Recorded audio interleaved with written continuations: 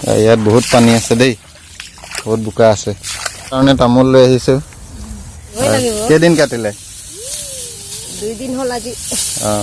পকা ধানৰ মাজে মাজে সৰু সৰু আলি, সৰু সৰু আলি। স্বাগতম জনাইছোঁ মোৰ অন্য এটা ভিডিঅ' লৈ। আৰু আজি ৰাতিপুৱাই ৰ'দ লৈ আছোঁ, মানে শুই উঠি নিজৰ কামবিলাক কৰি অলপ ওপৰত ৰ'দত বহিলোঁ আৰু। তো পাছফালে যে এইখন দেখিছে, এইখন এখন পথাৰ হয় আৰু এখন বিশেষ পথাৰ, মানে আমাৰ ঘৰৰ ঠিক পাছফালে আছে। এই পথাৰখন এতিয়াও ধান পকি গ'ল, কিন্তু এতিয়াও পানী শুকোৱা নাই আৰু প্ৰায় এআঁঠুৰ ওপৰত, আৰু ক'ৰবাততো একঁকাল পানী বোকা।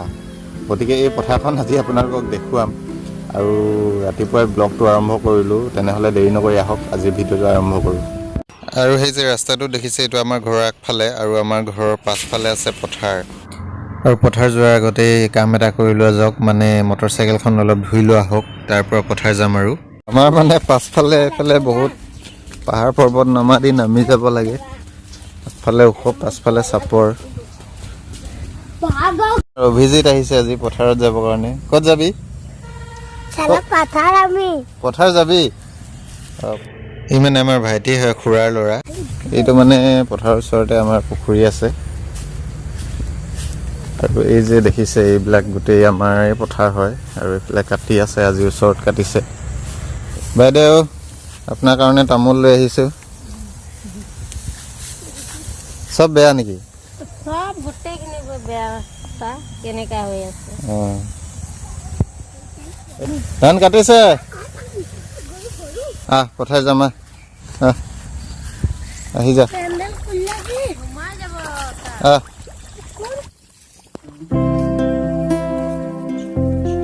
এইটো মানে বহুত দ পথাৰ হয়।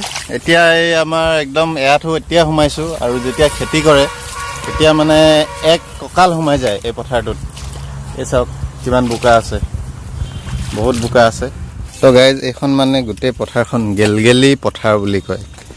একেবাৰে দলনি পিটনিৰ দৰে বহুত বোকা থকা। আৰু ইয়াত পথাৰৰ মাজতে এইটো মাছ জমা হ'বৰ কাৰণে এইটো ঠাই এৰি দিয়া হৈছিলে। সৰু সৰু মাছ আছে ইয়াত। ইয়াত চাওক কিমান সোমাইছোঁ, চাওক। মই আহি একেবাৰে আমাৰ পথাৰৰ মাজত পালোহি। মানে এই যে এৰি থৈ আহিলোঁ, এইখিনি আমাৰে মাটি হয়। আধি খেতি কৰে, আধি খেতি কৰি পেলাই আধি খেতি আধা আমাক দিয়ে, আধা যিসকলে খেতি কৰে তেওঁলোকে লৈ যায়। আৰু এই পিছফালে যে দেখিছে এইখিনিও আমাৰে হয়। এইখিনি কাটিলে, আৰু সেই আগৰখিনি কাটি আছে।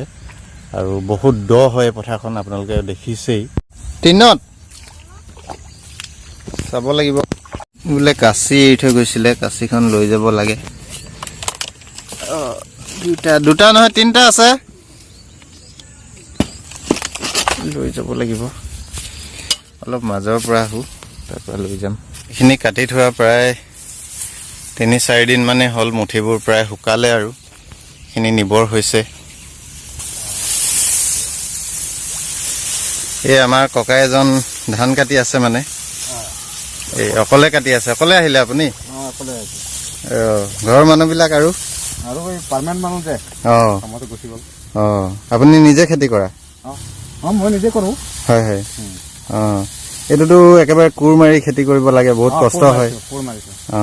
তো এই মানে একদম এই আঘোণত এনেকুৱা ইয়াতো 1 আঁঠু প্ৰায় বোকা পানী আছে। জেগা যে এই দুটো আছে। ইমান কষ্ট কৰি খেতি কৰে এখন পথাৰত মানুহে। এইবোৰ কাটিব হৈ গ'ল, কিন্তু লাহে লাহে কাটিব আৰু মানুহে। প্ৰায় পকি গ'ল ধান। ইয়াতো ভালেই হৈছে।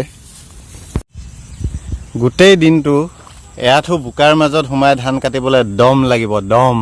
আৰু সেই দম থকা মানুহ আছে কাৰণে এইখন পথাৰত খেতি কৰিছে। হয়,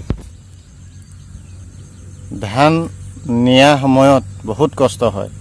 মই এনে আহোঁতে বহুত ভাগৰ লাগিলে, অলপ বহিয়ে ল'লোঁ। আৰু এই হিলালে হিলি যায়, এই চাওক, হিলি যায়। পকা ধানৰ মাজে মাজে সৰু সৰু আলি, সৰু সৰু আলি। আগতে ৰেডিঅ'ত খুব বাজিছিলে এই গানটো, আজি মোৰ মনত পৰি গ'ল, এনেই অলপ গুণগুণাই দিলোঁ।